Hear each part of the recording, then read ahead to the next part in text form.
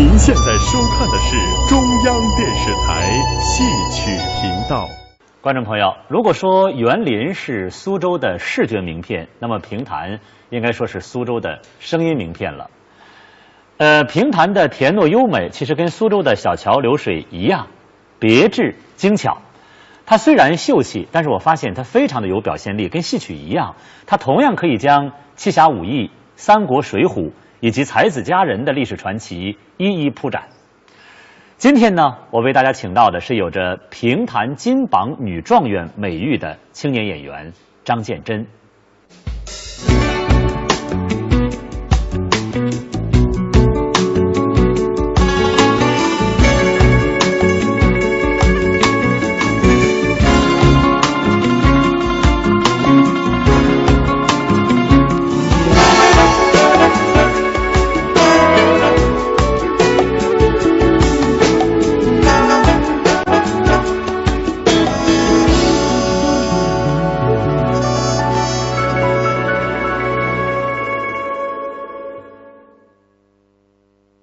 建珍，我发现这个评弹的唱腔特别有意思，他特别强调最后一个字，也就是说，在每一句的倒数第二个字呢，大都有很长的顿挫，最后再唱出最后一个字，这是评弹的特色吗？对，我们评弹就是一句唱词的话，就是每一句应该是有7个字。我们的前辈传下来的是那个唱腔的那个设计上，就是7个字当中，他不会每个字都去把它做腔。对对，就是必须有一个重头的。就是就像您刚才说的那个最后一个字啊，或者也有可能是前面第2个字。那个是不一定，没有一定的格式的。就是看你的那个就是通俗一点讲，就是字正腔圆。咱们也讲究字正腔圆。对，我们绝对是讲那个字正腔圆，而且我们还有那个平仄。平仄。对，我们那个平声上我们是可以行腔的，那个仄声。平腔上行腔。对，仄声我们基本上不大允许那个行腔。跟戏曲上有一点两样。戏曲有的时候我们听的时候就是觉得它仄声也可以把那个腔唱下来，但是在我们评弹上一般不会这么唱。最后一个字也是，最后一个字就是我们也特别干净唱起来，而且就是它不会再去行腔，就是很利落的就结束了。最后一个字，都是差不多都这样。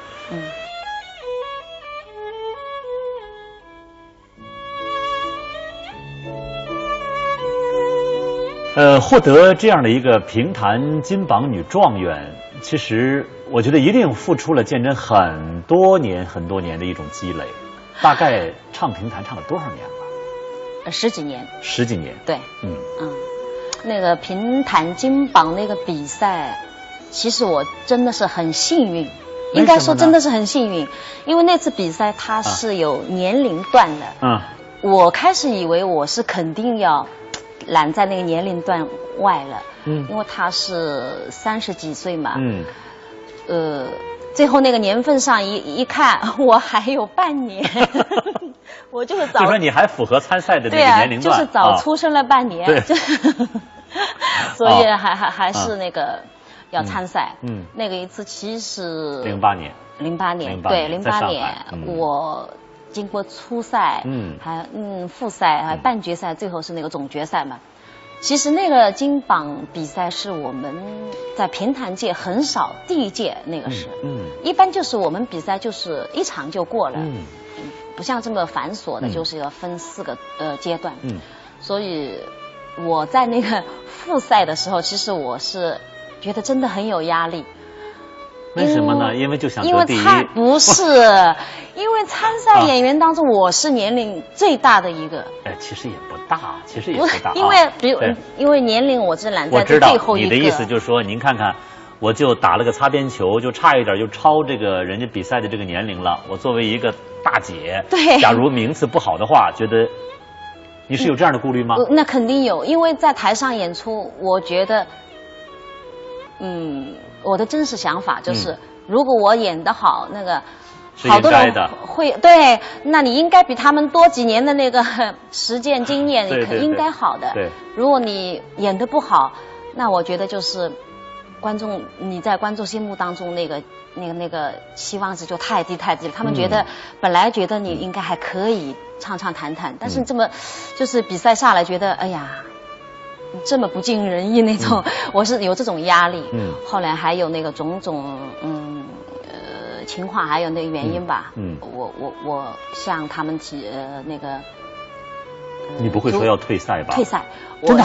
我向组委会某位领导提出我要退赛的。哦，08年的时候你还想退赛呢？对，这是我没听说过的。我复赛以后，我是打电话给那个主办方的，打给一个领导的。人家怎么说？人说是不可能的呀。他不可能的，就是他说你怎么能复赛就退出那怎么办呢？而且你压力太大。我真的是压力大，不是我太要好，但我觉得怎么说呢？如果我说自己的真实想法，如果在那个整台演出上，我的年龄是最小的一个，我可能什么都不怕。我本来呀，我理解的，我了解的鉴真，我总觉得是一个不争不抢往后退的那么一人。结果你今天的感觉好像是，其实你骨子里还是想得第一的。没有，真的没有。没有吗？第一倒真的没有，只是我就想我去参赛了。我不要给人的感觉就是跟以前对我的那种蛮好的那种感觉，就是觉得我理解，就跟现在很多成名的歌手一样，不愿意参加大奖赛是一个道理。觉得我已经有了我的江湖地位了，我再通过一个比赛，觉得他还不如谁，你觉得其实还是个面子。他们往往会比较，这个是肯定的。在舞台上，因为就一场比赛有10个演员，对，那肯定是有比较的。这种场你想退出？我想退出。后来呢，他们也不允许。于是就这么推着你往前走，往前走，终于如愿以偿了。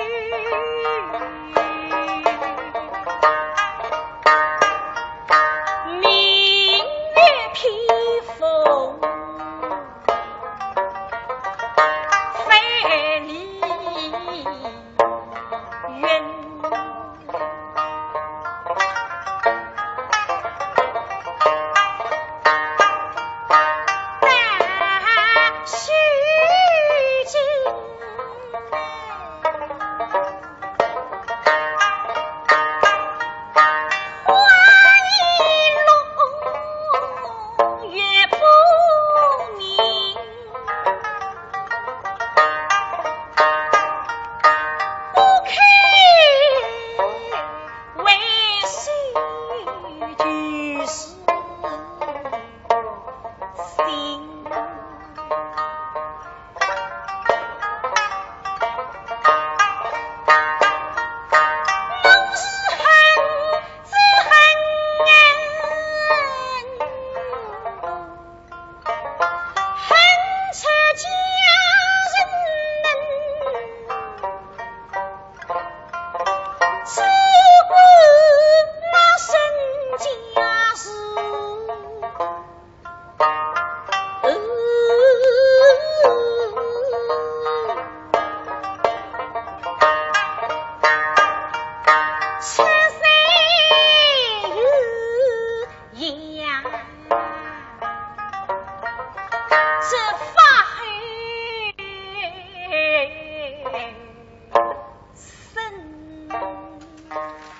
你知道那个最后一场，我那个才艺，我唱昆曲啊，我最担心的就是我在台上不要跌倒了。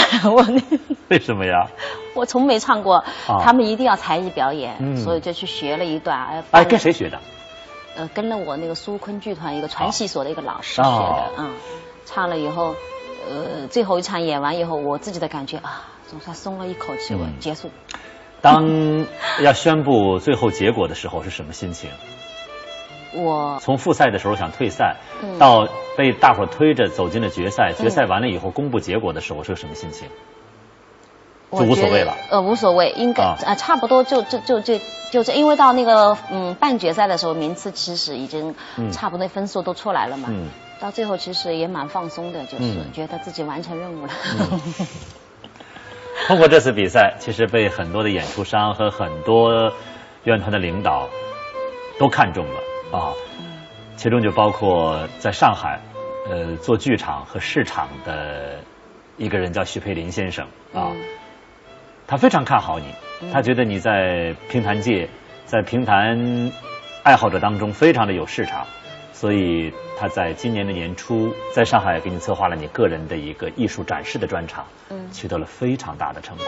我真的没有想到在上海你拥有那么多的粉丝，并且是纯市场运作，纯卖票，那么多人来捧场，其实这个我也没想过，也没想到，真的没想到，其实那个1月8号那场演出，我是金榜比赛以后，第一场大型的演出吗？不是，不是，他们就提出来要帮我们要搞专场，对，要搞专场，2年了，其实，但是我觉得自己真的是不够格，我就是。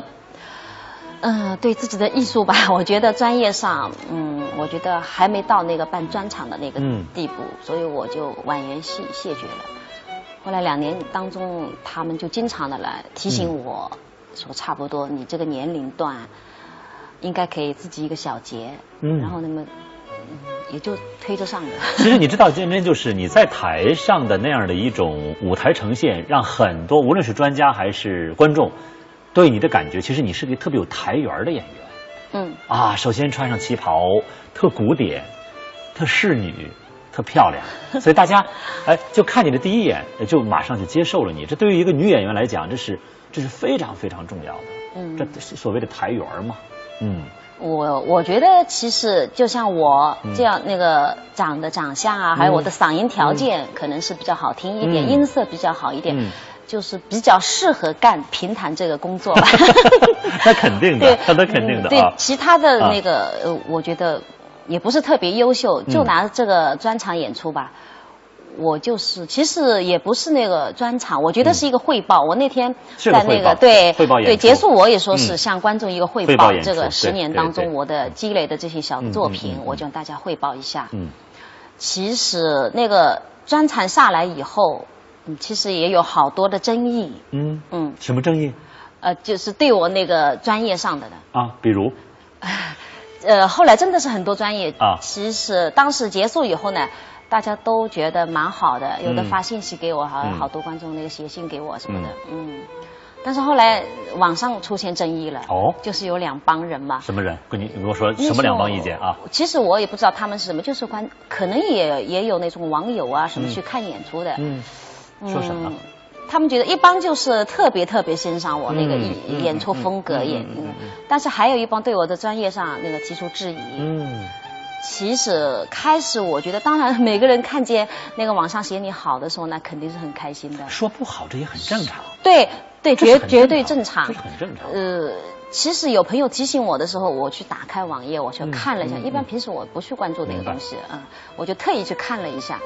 其实我仔细看了那些对我有非议的那个网友的那个写的文章啊，我很认真的去看了。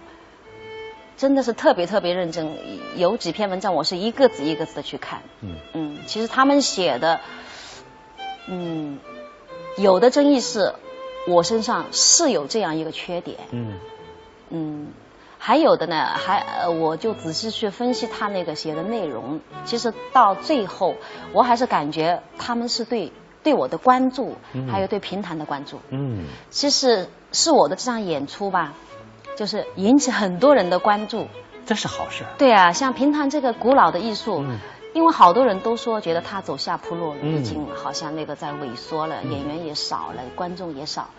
但是这一次演出，就是人应该说还可以满，剧场应该是对全满。假如说你的专场办完以后，风平浪静，什么声音都没有，那可能是一个演员的悲哀。其实你做了这么大的一个动静以后，在上海。其实说好说坏，这是太正常不过的事儿。后来我也分析的，太正常不过。他们提出非议的，我也觉得可能是那些观众对我们这个青年演员的那个期望值太高了。他们总把我们年轻一代的演出吧，去跟老一辈的那个艺术家去比。他们觉得像我这样的专业水平去演绎那个老一辈的那种经典的东西。他们在他们的感觉上肯定是，哎呀，就是相差太远了，就是他们会有这种感觉，也是他们对评弹的那种太挚爱了。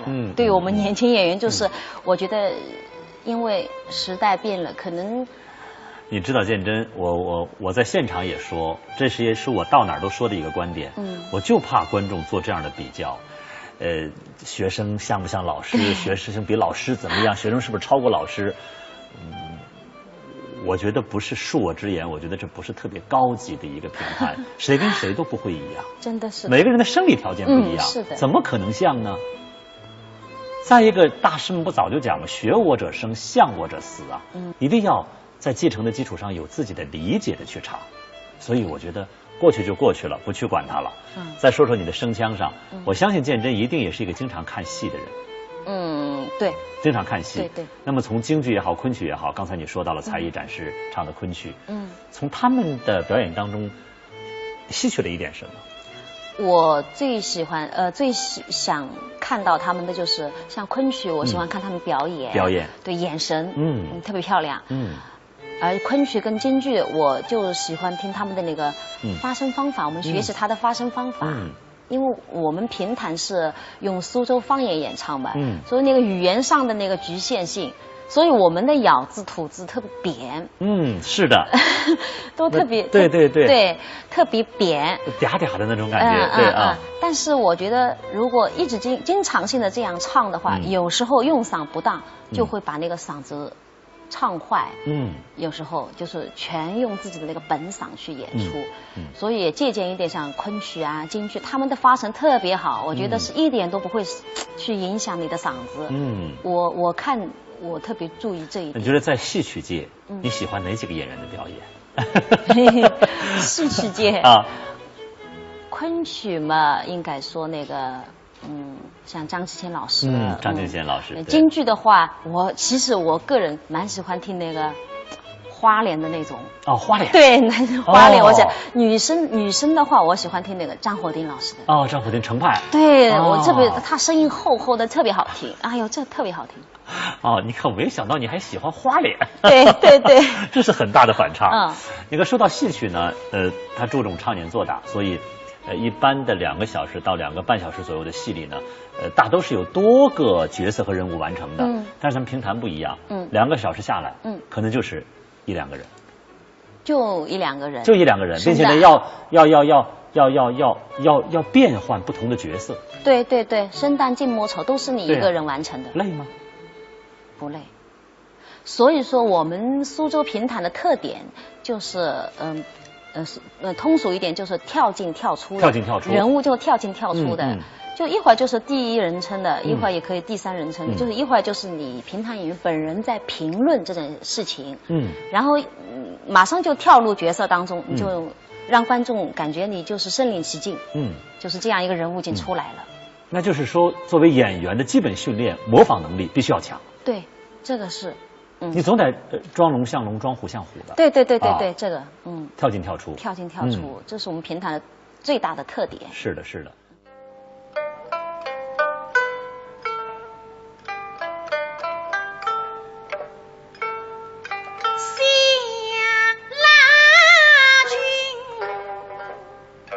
一曲风相随，寒风起，东西两分离，台北起。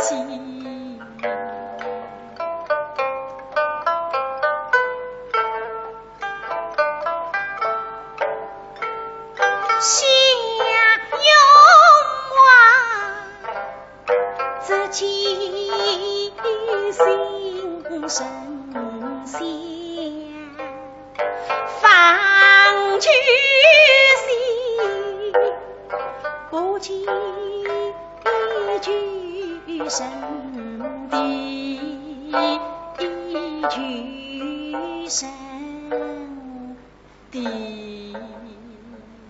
唱得好哈，唱得好，唱下去。是。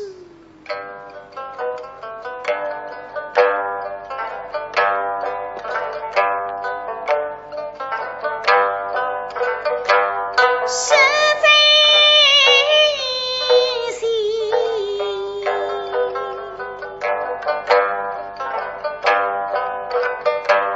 世间能行，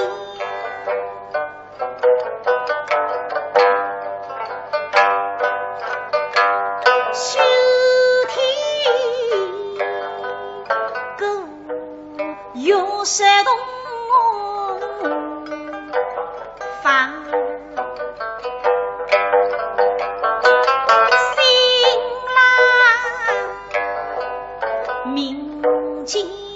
生是美，心下里那是走心。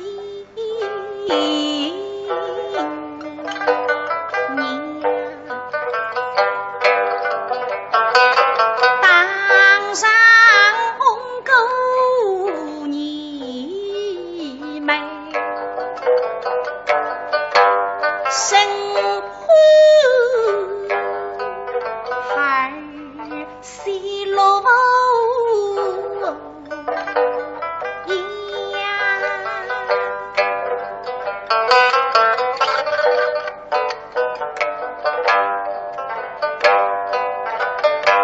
生下一女病也难。生家几代汉事心呀，师妹是那年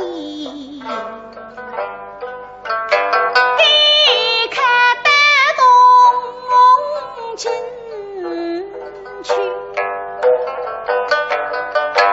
下里是西北三大把，我是年七妃女。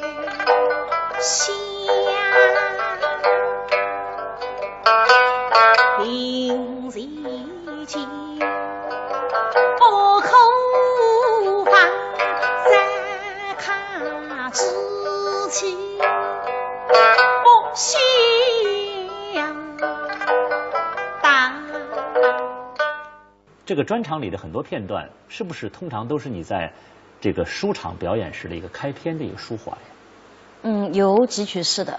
有几段是。对，像宫苑的我会唱，寿堂唱曲也会唱，赏中秋也会唱。哎，我发现宫苑恐怕是最受欢迎的一段了。你给那会儿说它经典在什么地方？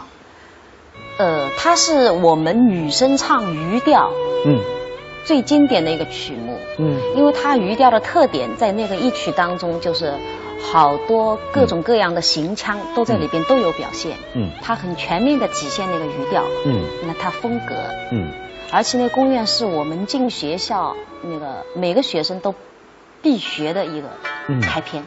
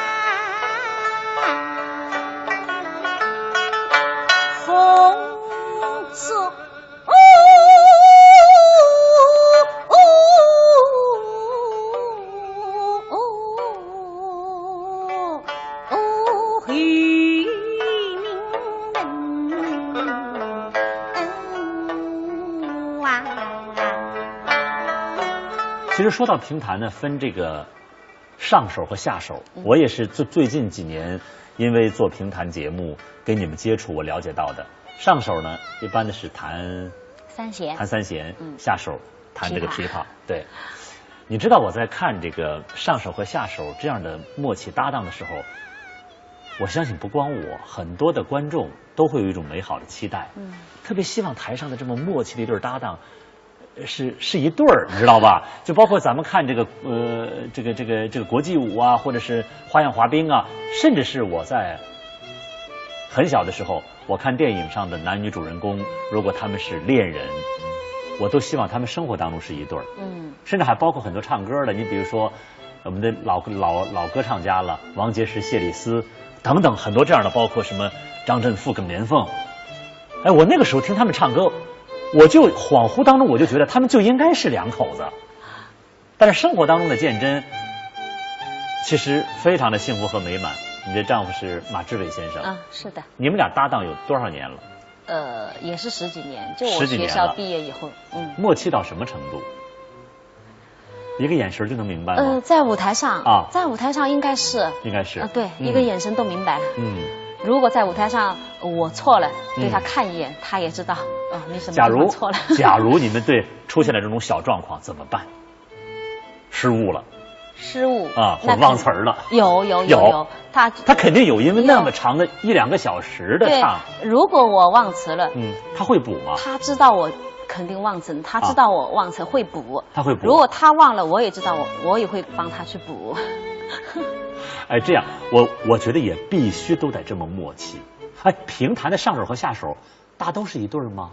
没有，不多是吗？应该说，不多。年轻的多一点啊，年轻的多一点。对，我们的上一代少一点。哎，但是那天我还看到了3个人的，就是你们3个人表演，对呀，3个档。哎，对，也挺火的。那天是上海的那个老艺术家叫姜兆坤。对，姜兆坤，还有那个年轻一代的高博文。对。哎，我觉得你们3个人也挺火的，做3个人唱也挺火的。对，我们评弹有单档，对，就是1个人；对，双档就是2个人，3个档是3个人的。对3个人热闹一点，因为角色嘛，正好3个角色。对。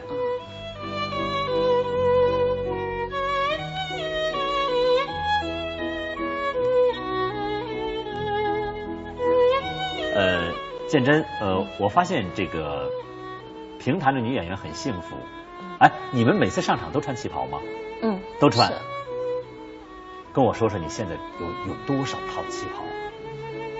我倒真的没数过。还没数过。因为有的时候就是演出的前我们会做好多套，每一次活动大型活动也会做。一般女演员吧，我觉得应该最起码都有几十套吧。都有几十套。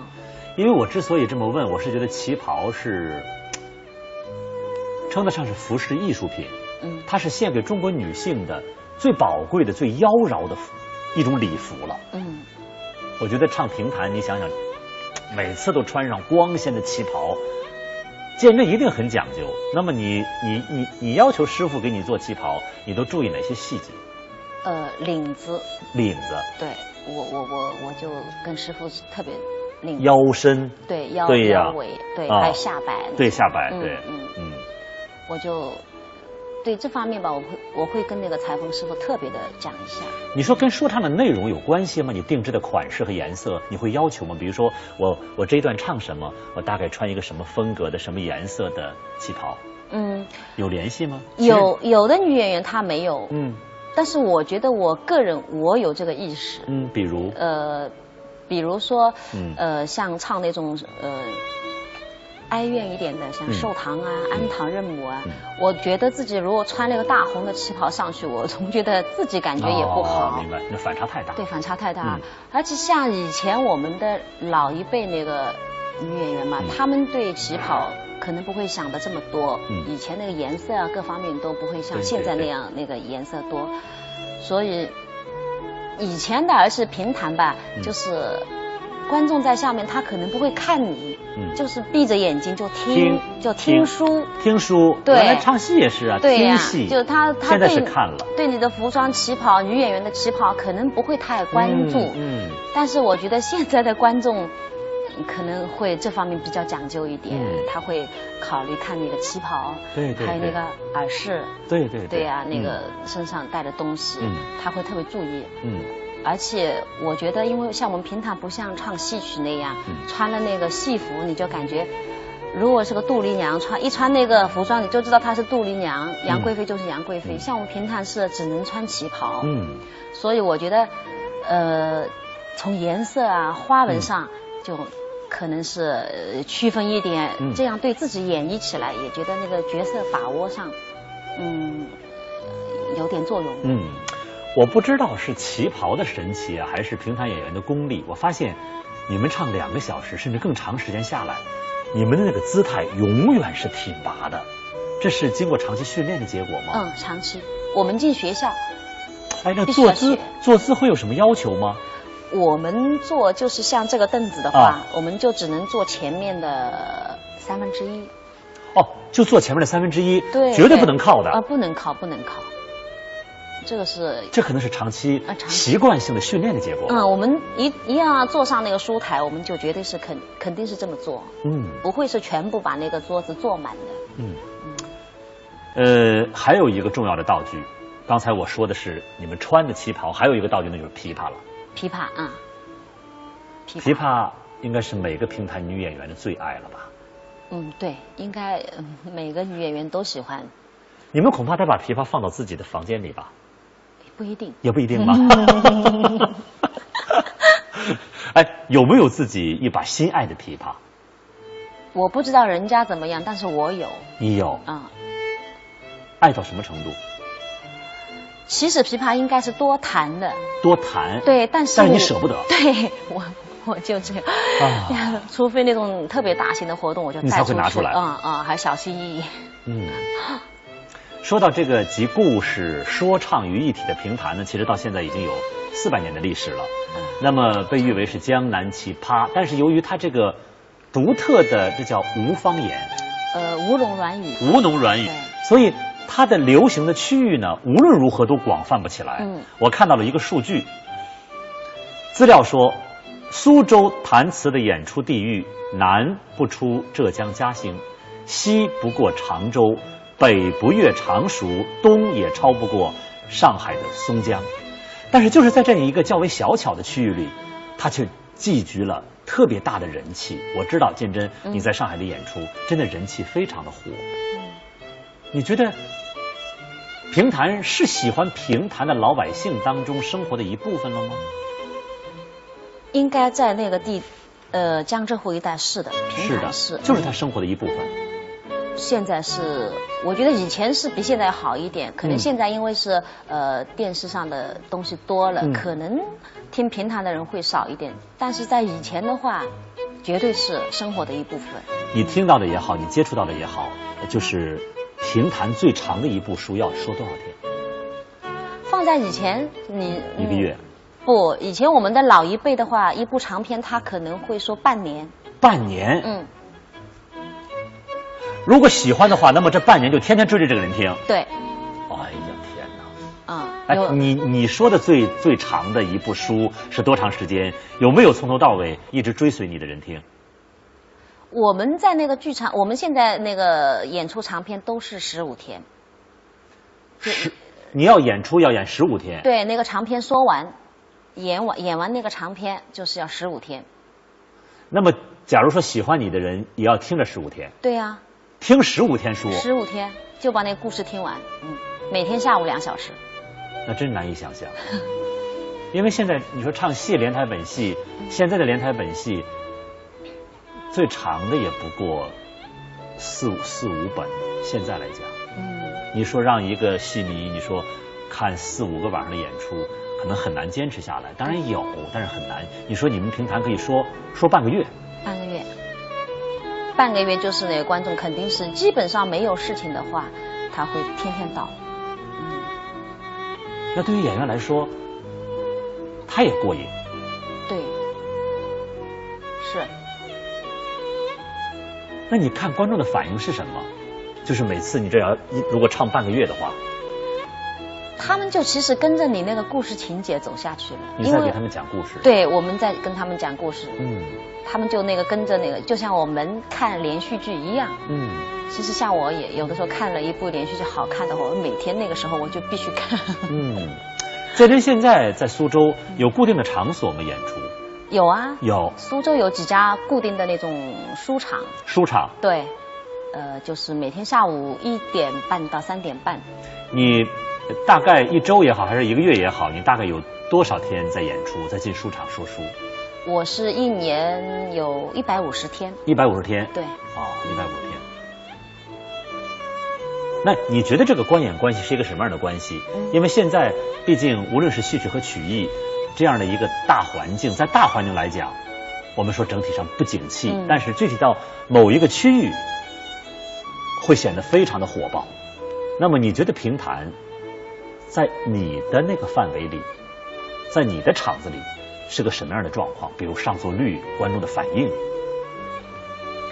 我觉得现在的长篇，我觉得观众还是有的。像一般现在那个社区啊，开出那种小型的那种，就是为那个当地的老百姓谋点福利啊那种，就是表演。我觉得观众应该是很多的。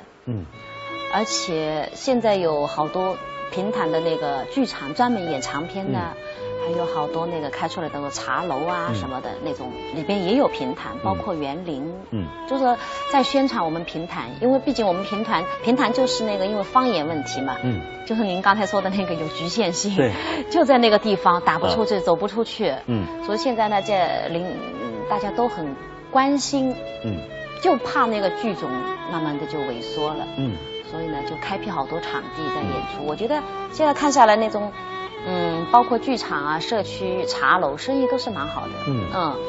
在这我想问最后一个问题，你觉得是这种小桥流水般的温婉的评弹的特质影响了鉴真的性格，还是鉴真的性格影响了评弹艺术？其实我的性格，不是很适合唱那个评弹，我就感觉自己我形象上比较合适，但我性格还是不是很适合。其实为什么呢？我们觉得挺适合的，外人看觉得很适合的。就像以前在学校里的时候，我其实是一个特别不用功的学生。那是因为条件好，一般的条件好的演员和学生都不大用功。也不是，那当时去报考了学校以后，我觉得就是像一个，就是我是完成任务一个功课，每天要做的，必须要做的。然后进剧团以后呢，我就觉得那个是我的工作。就像我们每个学生毕业以后，步入各个行当一样。我是唱评弹的，这是我的工作，我生活的来源。然后但是现在我觉得，可能我说的不对，但是经过那个工作以后那个10年，然后那个各种各样的赛事，到那个金榜赛事以后，我觉得我对自己的要求慢慢在高了。然后经过办自己这个专场的话，我现在觉得，像我们这个年龄段的青年演员啊，应该为评弹做点事情，哪怕做不到，应该努力一点去做。就是以前我真的是，白老师，您说影响那个评弹，其实我一直觉得自己的性格不适合做一个演员，就是。我理解，因为你很温婉，甚至有些含蓄，有些内敛，不想抛头露面。但是演员以及评弹演员的这样一个角色，又必须要让你装龙像龙，装虎像虎的。是的。所以有的时候跟自己很打架，心里很纠结。对，有时候在舞台上，有的那种有时候有的角色，我都实际上我有时候会拒绝，我不会去演。我跟你讲，鉴真，跟你有一样特质的人大有人在，包括你刚才讲到的你喜欢的京剧演员张火丁，他生活当中也是这样的，他几乎没有朋友的，他几乎没有朋友的把自己包裹起来，但是一到台上，光芒四射，这可能也是一种反差，也是一种生活当中的积淀积累，到了舞台上就爆发了。对，愿意演绎别人的人生。有时候我真的到了舞台上的话，我会忘我。对。所以我在想，评弹的旋律大多飘荡在小桥流水般的苏州园林当中。其实这种韵味是非常独特的，我相信里面也承载了很多文人的情怀。我读到了一段文字。苏州的一位作家写的，他说外地的朋友来苏州啊，要听一听苏州评弹。我总是领着他们，去鉴真经常去的一些书场去啊。我的同事说，外地人又听不懂苏州话，意思一下随便找谁听一听就可以了。而我要说，你要约亲朋好友吃饭，你会到快餐店去吗？所以你总是要找最好的饭店，点点最有个性的苏帮菜来招待客人。客人吃的其实不是菜了，他们品味的是一方水土和风土人情。我觉得这段话说得非常好，所以在这儿呢，我们也由衷的希望有更多的人能够碰触到评弹的美好，多听一听张鉴真的评弹，也能够享受到这别具一格的吴侬软语。所以在这儿呢，我们要祝福评弹金榜女状元张鉴真，也祝福评弹艺术。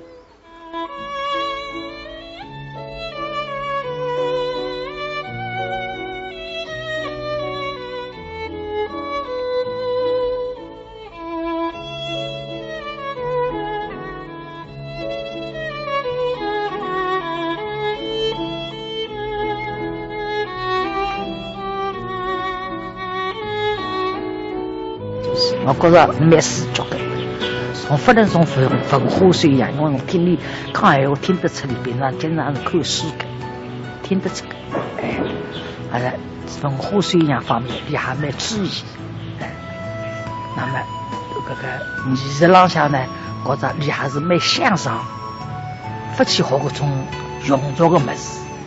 你像你这种活龙汉，也可以庸俗的物事，都是花枪杀也可以啊的。但是你不给，你还是蛮珍贵，人真胖，觉着。那么从感情讲起来呢，你也蛮好，形象呢蛮清水，这个蛮这个性格呢方面呢蛮温柔，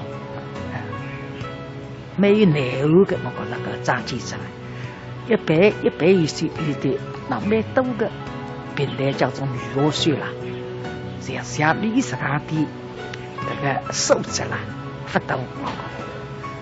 所以那我觉着你是还可以有很大的提高。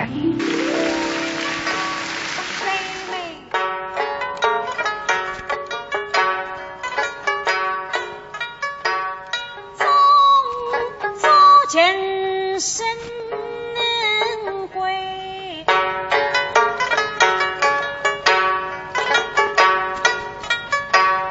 代代相加，足与美。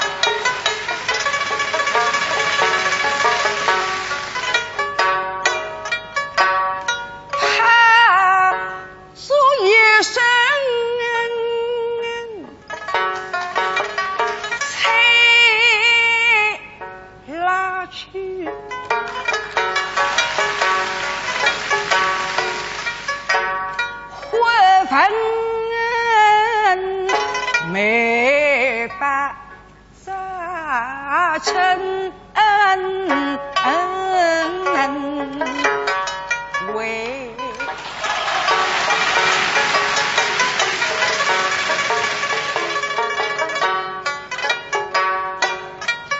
八戒奉进飞在内定上，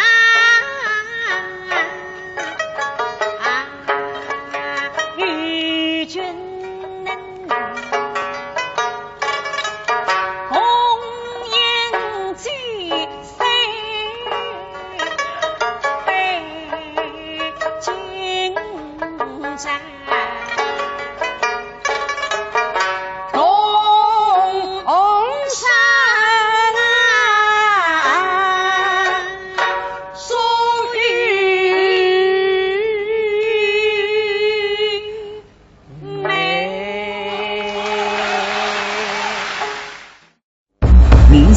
收看的是中央电视台戏曲频道。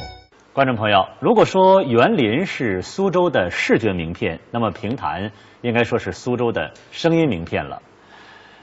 评弹的甜糯优美，其实跟苏州的小桥流水一样，别致精巧。它虽然秀气，但是我发现它非常的有表现力，跟戏曲一样，它同样可以将七侠五义、三国、水浒以及才子佳人的历史传奇一一铺展。今天呢，我为大家请到的是有着评弹金榜女状元美誉的青年演员张建珍。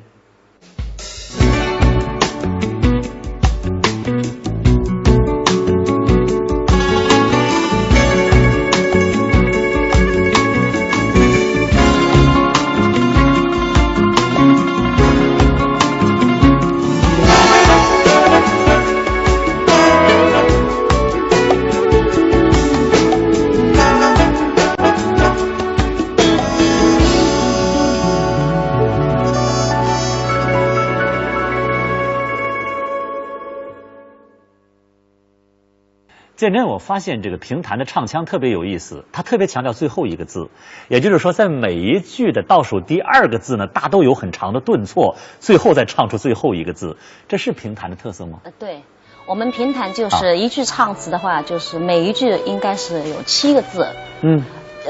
我们的前辈传下来的是那个唱腔的那个设计上，就是7个字当中，他不会每个字都去把它做腔。对对，就是必须有一个重头的，就是就像您刚才说的那个最后一个字啊，或者也有可能是前面第2个字，那个是不一定，没有一定的格式的，就是看你的那个就是通俗一点讲，就是字正腔圆。咱们也讲究字正腔圆。对，我们绝对是讲那个字正腔圆，而且我们还有那个平仄。平仄。对，我们那个平声上我们是可以行腔的，那个这声。平腔上行腔。对，这个声我们基本上不大允许那个行腔。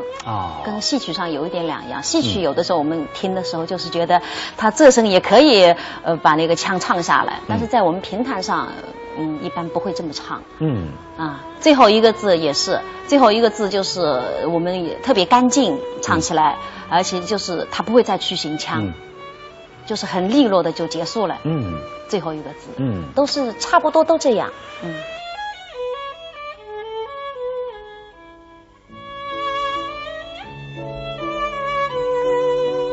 获得这样的一个评弹金榜女状元，其实我觉得一定付出了建真很多年的一种积累。大概唱评弹唱了多少年了？10几年。10几年。对。那个评弹金榜那个比赛，其实我真的是很幸运，应该说真的是很幸运，因为那次比赛它是有年龄段的。我开始以为我是肯定要揽在那个年龄段外了，因为他是30几岁嘛，最后那个年份上一看，我还有半年，我就是早，就说你还符合参赛的那个年龄段，就是早出生了半年，所以还是那个要参赛。那个一次其实08年，对08年，我。经过初赛，还复赛，还半决赛，最后是那个总决赛嘛。其实那个金榜比赛是我们在评弹界很少，第一届那个是，一般就是我们比赛就是1场就过了，不像这么繁琐的，就是要分4个阶段，所以我在那个复赛的时候，其实我是觉得真的很有压力。为什么呢？因为就想得第一。不是，因为参赛演员当中我是年龄最大的一个。其实也不大，因为年龄我是揽在最后一个。你的意思就是说，您看看，我就打了个擦边球，就差一点就超这个人家比赛的这个年龄了。我作为一个大姐，对，假如名次不好的话，觉得你是有这样的顾虑吗？那肯定有，因为在台上演出，我觉得，我的真实想法就是，如果我演得好，那个好多人会对。明月披风，飞离原。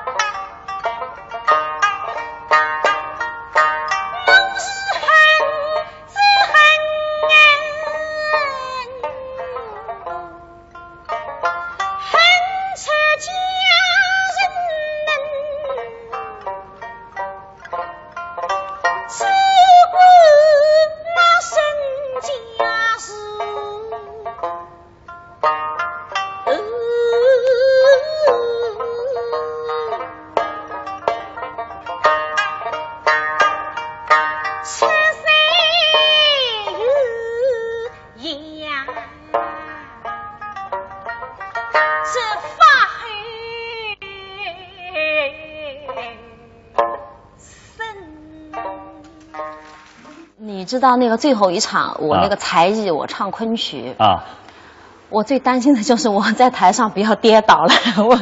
为什么呀？我从没唱过，他们一定要才艺表演，所以就去学了一段。哎，跟谁学的？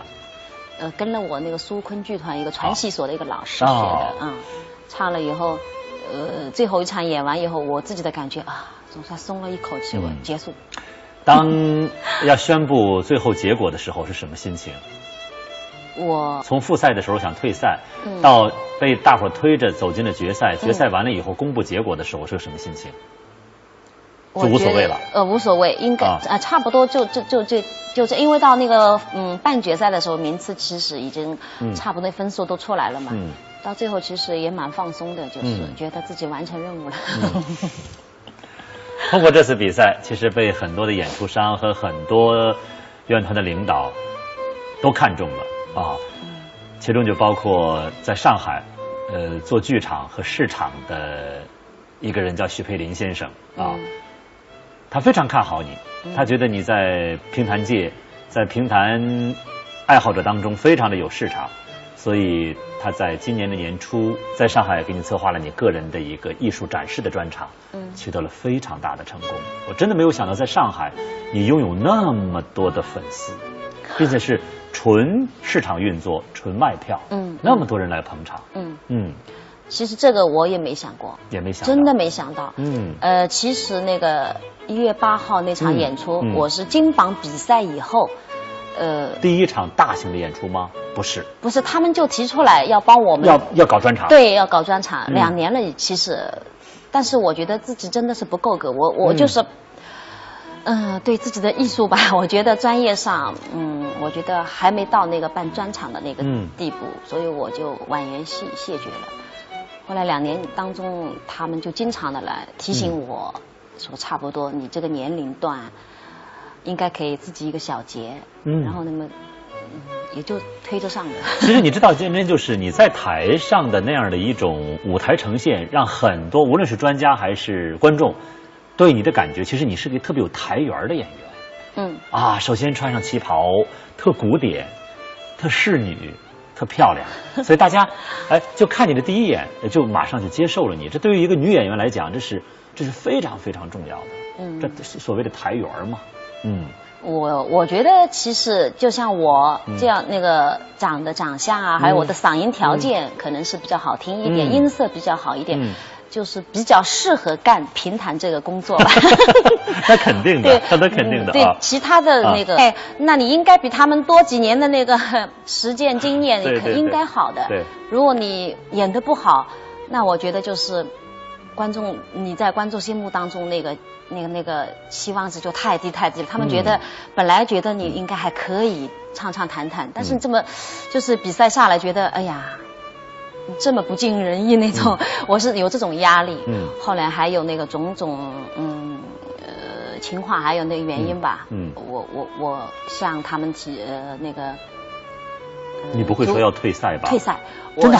我向组委会某位领导提出我要退赛的。08年的时候你还想退赛呢？对，这是我没听说过的。我复赛以后，我是打电话给那个主办方的，打给一个领导的。人家怎么说？他说是不可能的呀。他不可能的，就是他说你怎么能复赛就退出那怎么办呢？而且你压力太大。我真的是压力大，不是我太要好，但我觉得怎么说呢？如果我说自己的真实想法，如果在那个整台演出上，我的年龄是最小的一个，我可能什么都不怕。我本来呀，我理解的，我了解的鉴真，我总觉得是一个不争不抢往后退的那么一人。结果你今天的感觉好像是，其实你骨子里还是想得第一的。没有，真的没有。没有吗？第一倒真的没有，只是我就想我去参赛了。我不要给人的感觉就是跟以前对我的那种蛮好的那种感觉，就是觉得我理解，就跟现在很多成名的歌手一样，不愿意参加大奖赛是一个道理。觉得我已经有了我的江湖地位了，我再通过一个比赛，觉得他还不如谁，你觉得其实还是个面子。他们往往会比较，这个是肯定的。在舞台上，因为就一场比赛有10个演员，对，那肯定是有比较的。这种场合，你想退出？我想退出。后来呢，他们也不允许啊。于是就这么推着你往前走，往前走，终于如愿以偿了。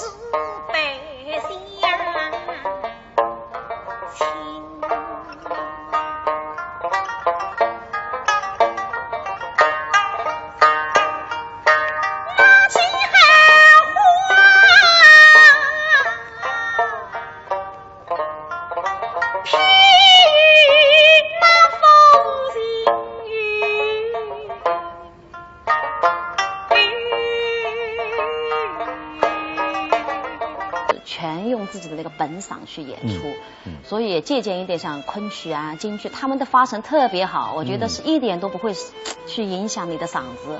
我看我特别注意这一点。你觉得在戏曲界，你喜欢哪几个演员的表演？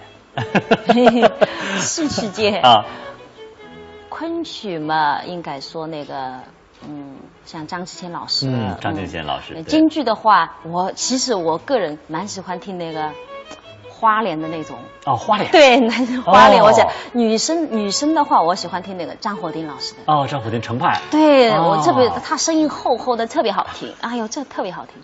哦，你看，我没想到你还喜欢花脸。对对对，这是很大的反差。那个说到戏曲呢，它注重唱演做打，所以。一般的2个小时到2个半小时左右的戏里呢，大都是有多个角色和人物完成的。但是咱们评弹不一样，2个小时下来，可能就是1、2个人，就1、2个人，就1、2个人，并且呢要变换不同的角色。对对对，生旦净末丑都是你一个人完成的。累吗？不累。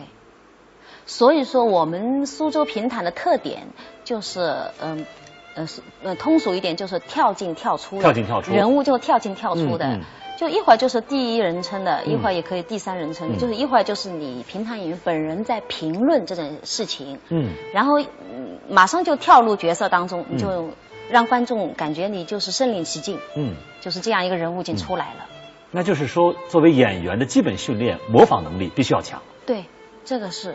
你总得装龙像龙，装虎像虎的。对对对对对，这个跳进跳出，跳进跳出，这是我们评弹的最大的特点。是的，是的。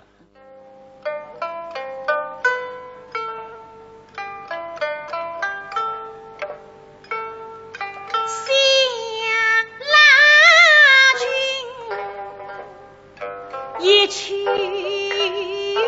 风相随，寒风起，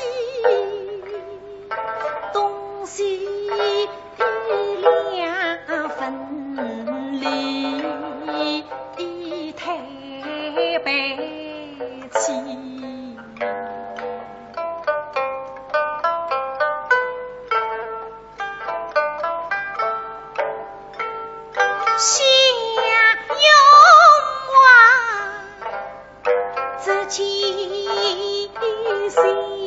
神仙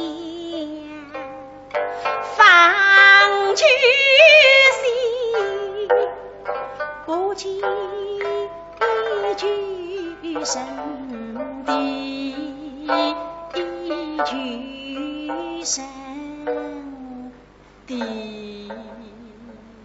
唱得好哈，唱得好，唱下去。是。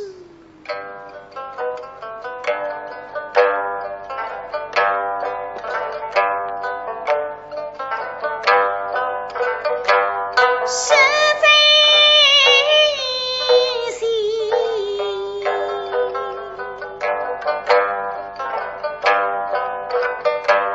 是真能行。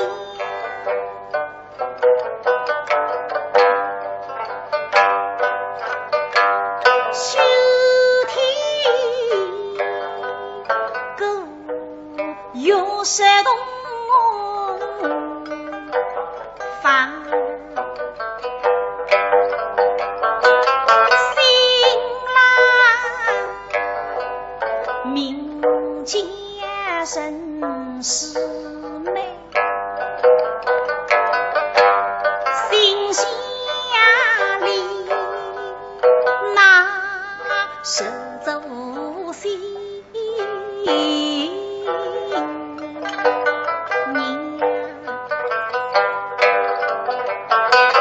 当上红狗你美，生活我觉得也不是特别优秀，就拿这个专场演出吧。我就是其实也不是那个专场，我觉得是一个汇报。我那天在那个对对结束，我也说是向观众一个汇报，这个10年当中我的积累的这些小作品，我就向大家汇报一下。其实那个专场下来以后，其实也有好多的争议。什么争议？就是对我那个专业上的啊，比如。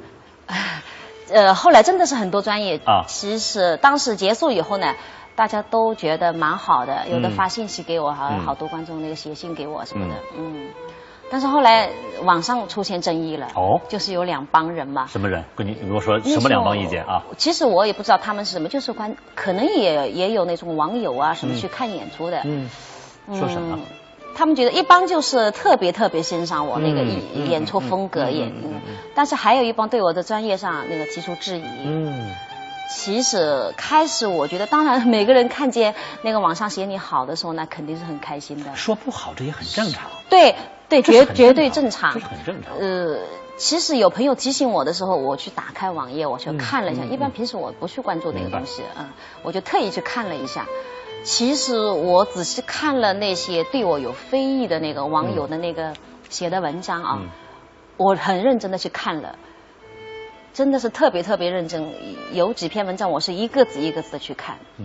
其实他们写的，有的争议是我身上是有这样一个缺点。还有的呢，我就仔细去分析他那个写的内容，其实到最后，我还是感觉他们是对我的关注，还有对评弹的关注。其实是我的这场演出吧，就是引起很多人的关注，这是好事。对啊，像评弹这个古老的艺术，因为好多人都说觉得它走下坡路了，已经好像那个在萎缩了，演员也少了，观众也少。但是这一次演出，就是人应该说还可以满，剧场里应该是对全满。假如说你的专场办完以后，风平浪静，什么声音都没有，那可能是一个演员的悲哀。其实你做了这么大的一个动静以后，在上海，其实说好说坏，这是太正常不过的事儿。后来我也分析的，太正常不过。他们提出非议的，我也觉得可能是那些观众对我们这个青年演员的那个期望值太高了。他们总把我们年轻一代的演出吧，去跟老一辈的那个艺术家去比。他们觉得像我这样的专业水平去演绎那个老一辈的那种经典的东西，他们在他们的感觉上肯定是，哎呀，像就是相差太远了，就是他们会有这种感觉，也是他们对评弹的那种太挚爱了。对于我们年轻演员，就是我觉得，因为时代变了，可能。你知道建真，我在现场也说，这也是我到哪儿都说的一个观点。我就怕观众做这样的比较，学生像不像老师？学生比老师怎么样？学生是不是超过老师？我觉得不是恕我直言，我觉得这不是特别高级的一个评判，谁跟谁都不会一样。真的是。每个人的生理条件不一样，是的。怎么可能像呢？再一个，大师们不早就讲了，学我者生，像我者死啊。一定要在继承的基础上有自己的理解的去唱，所以我觉得过去就过去了，不去管它了。再说说你的声腔上，我相信建真一定也是一个经常看戏的人。对，经常看戏。对。那么从京剧也好，昆曲也好，刚才你说到了才艺展示唱的昆曲，从他们的表演当中吸取了一点什么？我最喜欢最想看到他们的就是像昆曲，我喜欢看他们表演。对，眼神特别漂亮。而昆曲跟京剧，我就喜欢听他们的那个发声方法，我们学习他的发声方法。因为我们评弹是用苏州方言演唱嘛，所以那个语言上的那个局限性，所以我们的咬字吐字特别扁。是的，都特别对，特别扁，嗲嗲的那种感觉。对啊。但是我觉得，如果一直经常性的这样唱的话，有时候用嗓不当，就会把那个嗓子唱坏。有时候就是非常大的成功。我真的没有想到，在上海，你拥有那么多的粉丝。并且是纯市场运作、纯卖票，那么多人来捧场，其实这个我也没想过，真的没想到，其实那个1月8号那场演出，我是金榜比赛以后，第一场大型的演出吗？不是，他们就提出来要帮我们要搞专场，对，要搞专场，2年了，其实，但是我觉得自己真的是不够格，我就是。对自己的艺术吧，我觉得专业上，我觉得还没到那个办专场的那个地步，所以我就婉言谢绝了。后来2年当中，他们就经常的来提醒我，说差不多你这个年龄段，应该可以自己一个小节，然后那么，也就推着上了。其实你知道，真就是你在台上的那样的一种舞台呈现，让很多无论是专家还是观众。对你的感觉，其实你是个特别有台缘的演员。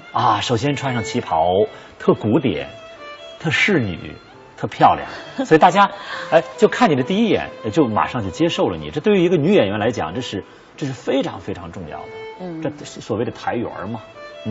我觉得其实就像我这样那个长相啊，还有我的嗓音条件，可能是比较好听一点，音色比较好一点。就是比较适合干评弹这个工作吧。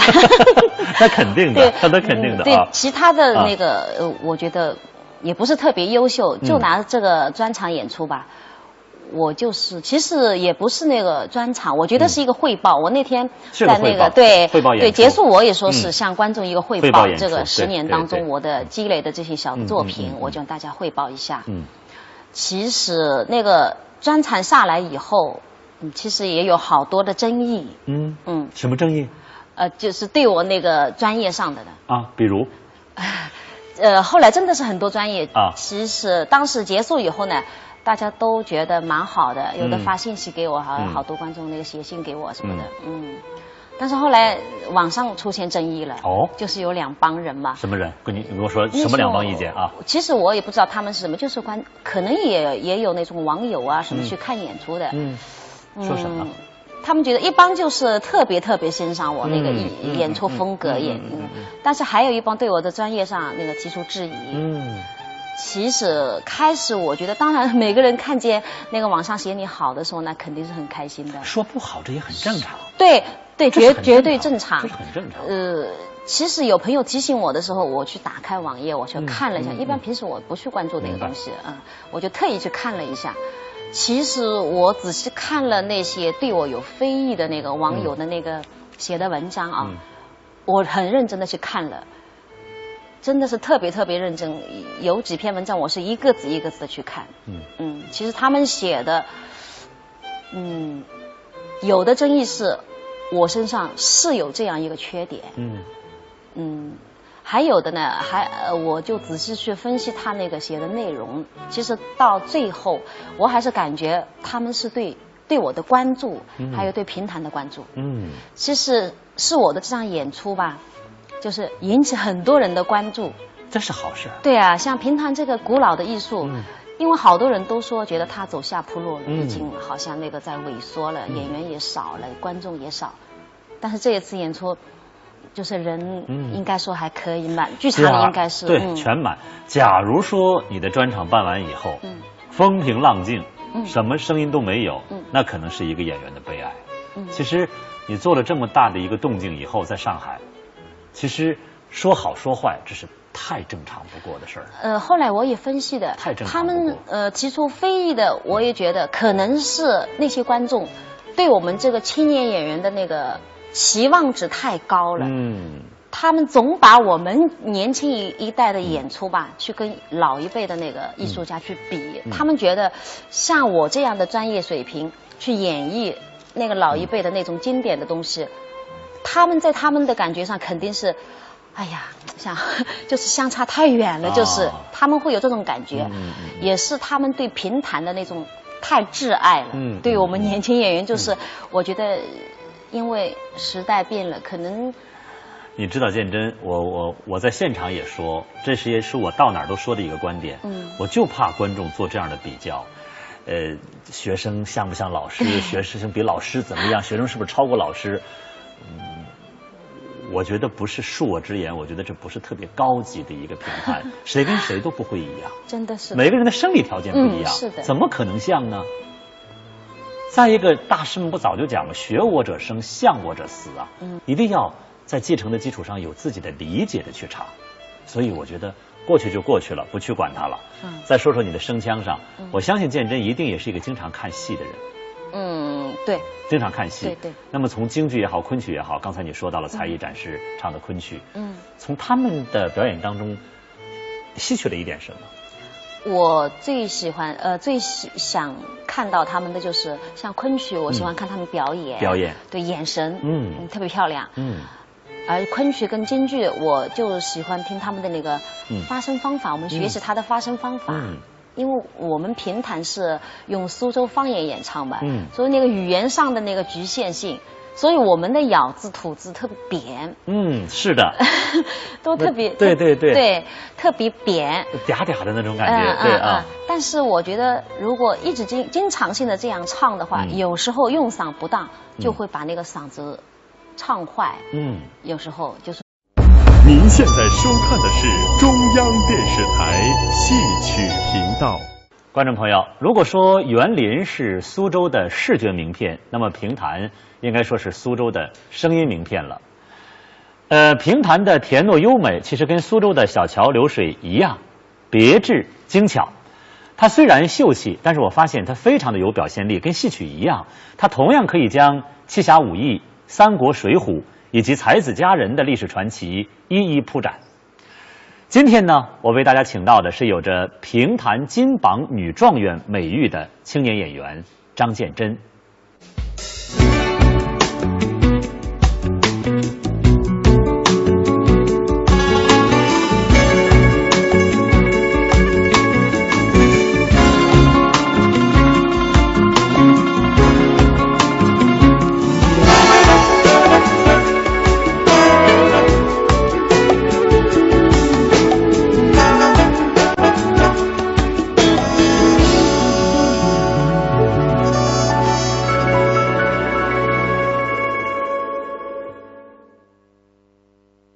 建真，我发现这个评弹的唱腔特别有意思，他特别强调最后一个字，也就是说，在每一句的倒数第二个字呢，大都有很长的顿挫，最后再唱出最后一个字，这是评弹的特色吗？对，我们评弹就是一句唱词的话，就是每一句应该是有7个字。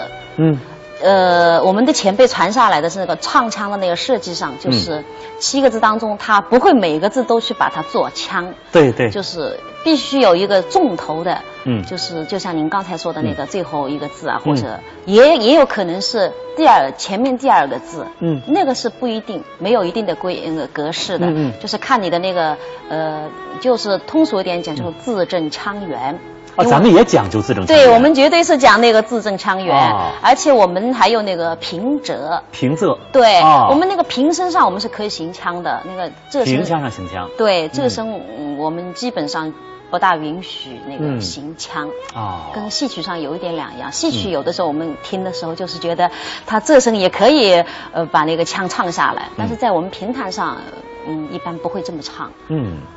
最后一个字也是，最后一个字就是我们也特别干净唱起来，而且就是它不会再去行腔，就是很利落的就结束了。最后一个字，都是差不多都这样。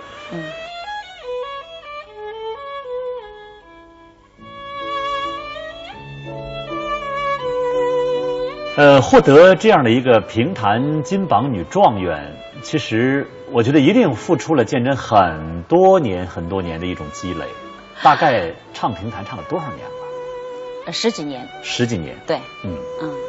那个评弹金榜那个比赛，其实我真的是很幸运，应该说真的是很幸运，因为那次比赛它是有年龄段的。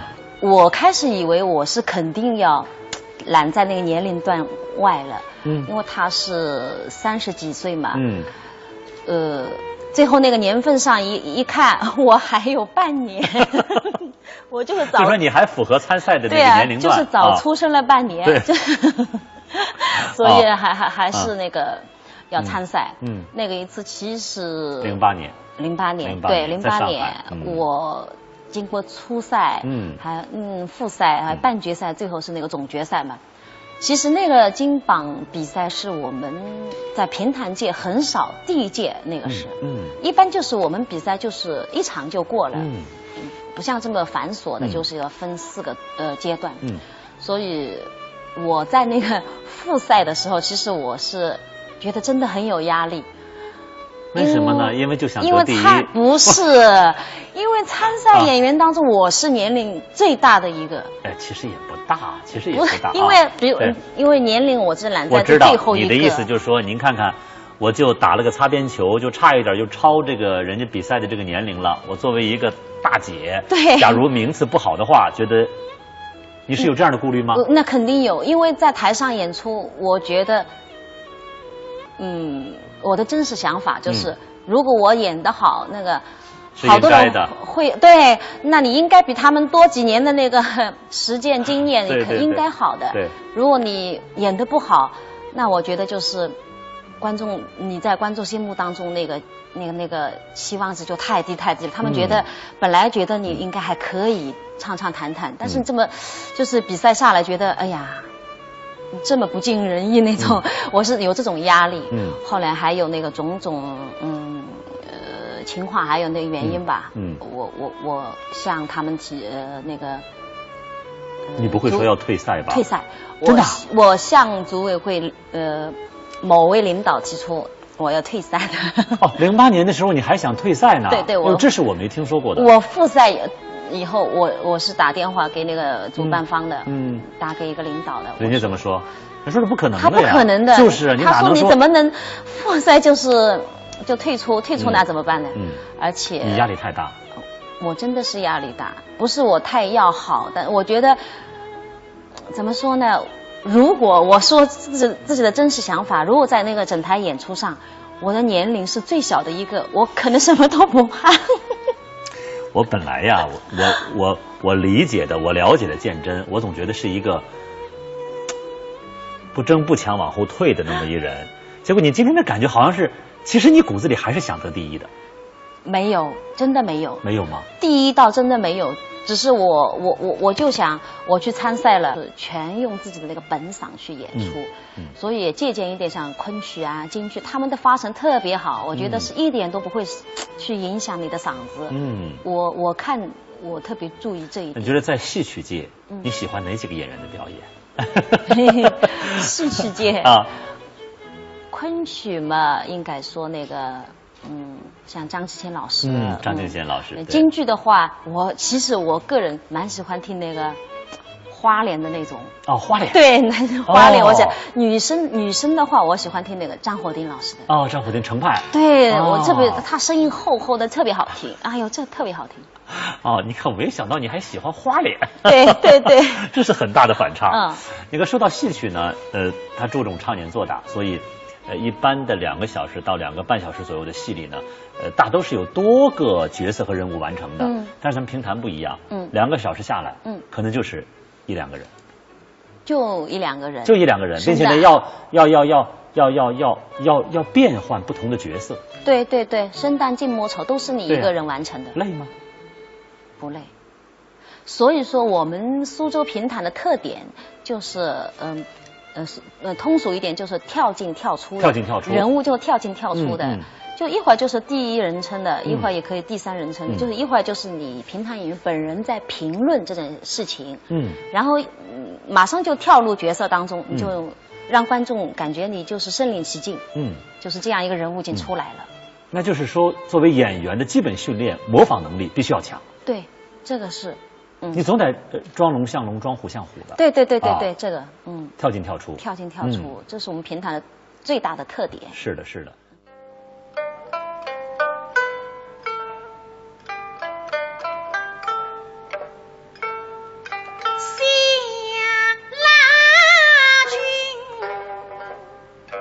一曲风相随，寒风起，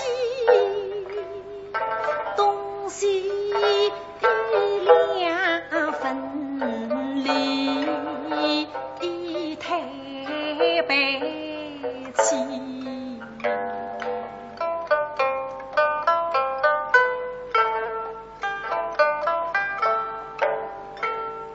夕阳永望，只见心神香，放曲戏，不见举神的举神的。唱得好哈，唱得好，唱下去。是。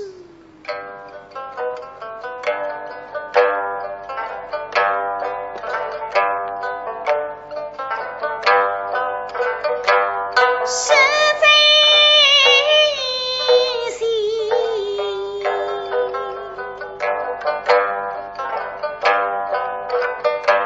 世间良心，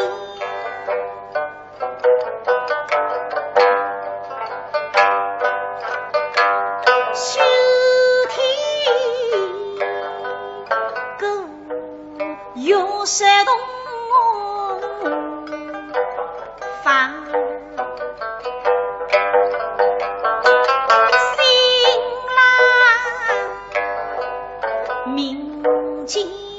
生是美，心下里那是走心。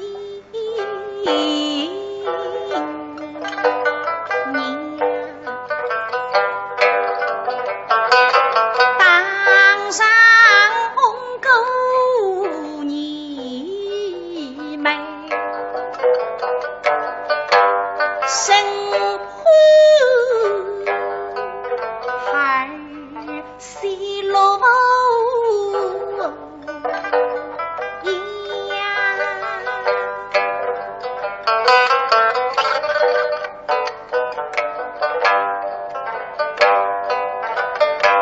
生下一女病也难。生家几代后事新娘，是美人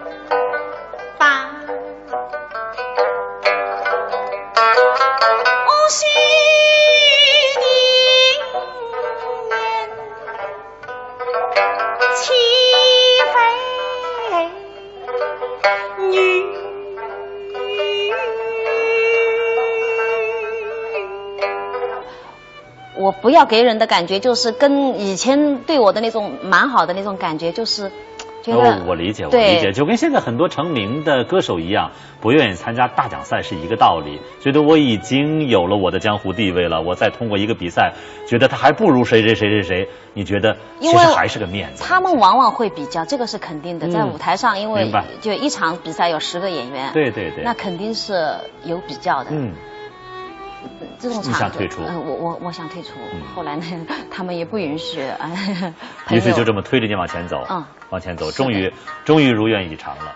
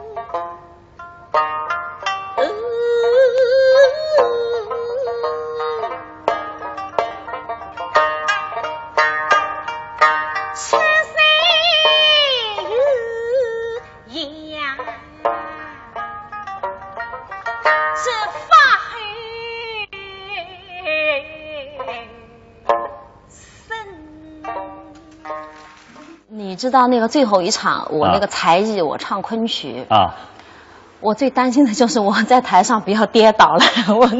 为什么呀？我从没唱过，他们一定要才艺表演，所以就去学了一段。哎，跟谁学的？跟了我那个苏昆剧团一个传戏所的一个老师学的。唱了以后，最后一场演完以后，我自己的感觉啊，总算松了一口气。我结束。当要宣布最后结果的时候是什么心情？我从复赛的时候想退赛，到被大伙推着走进了决赛，决赛完了以后公布结果的时候是个什么心情？就无所谓了。无所谓，应该差不多就这，因为到那个半决赛的时候，名次其实已经差不多分数都出来了嘛。到最后其实也蛮放松的，就是觉得自己完成任务了。通过这次比赛，其实被很多的演出商和很多院团的领导都看中了。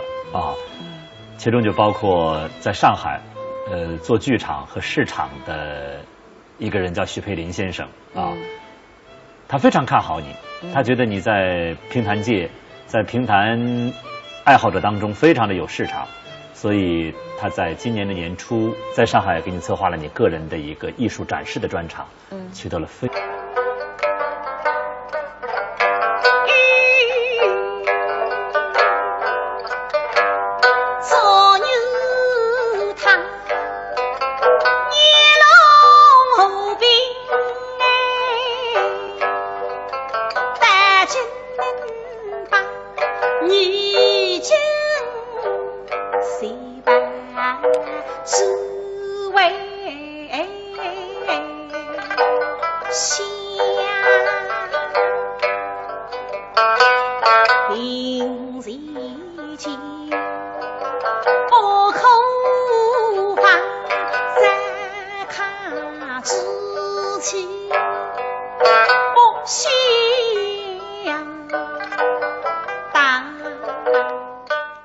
这个专场里的很多片段，是不是通常都是你在这个书场表演时的一个开篇的一个抒怀呀？有几曲是的。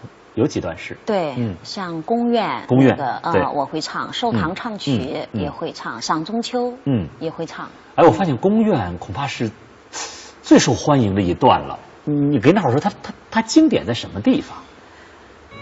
它是我们女生唱余调，最经典的一个曲目，因为它余调的特点在那个一曲当中，就是好多各种各样的行腔都在里边都有表现，它很全面的体现那个余调，那它风格，而且那宫苑是我们进学校那个每个学生都必学的一个开篇，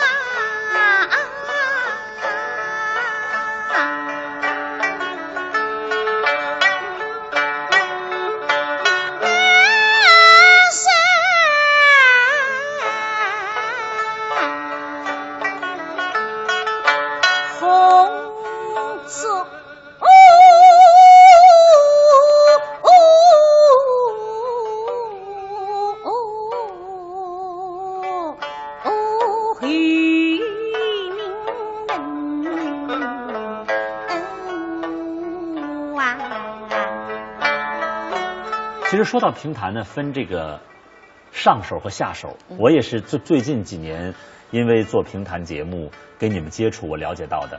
上手呢，一般的是弹三弦，下手弹这个琵琶。对，你知道我在看这个上手和下手这样的默契搭档的时候，我相信不光我，很多的观众都会有一种美好的期待。特别希望台上的这么默契的一对搭档。是一对儿，你知道吧？就包括咱们看这个国际舞啊，或者是花样滑冰啊，甚至是我在很小的时候，我看电影上的男女主人公，如果他们是恋人，我都希望他们生活当中是一对儿。甚至还包括很多唱歌的，你比如说我们的老歌唱家了，王杰是谢丽斯等等，很多这样的，包括什么张振富跟连凤。哎，我那个时候听他们唱歌。我就恍惚当中，我就觉得他们就应该是两口子，但是生活当中的鉴真，其实非常的幸福和美满。你的丈夫是马志伟先生，是的。你们俩搭档有多少年了？也是10几年，就我学校毕业以后，默契到什么程度？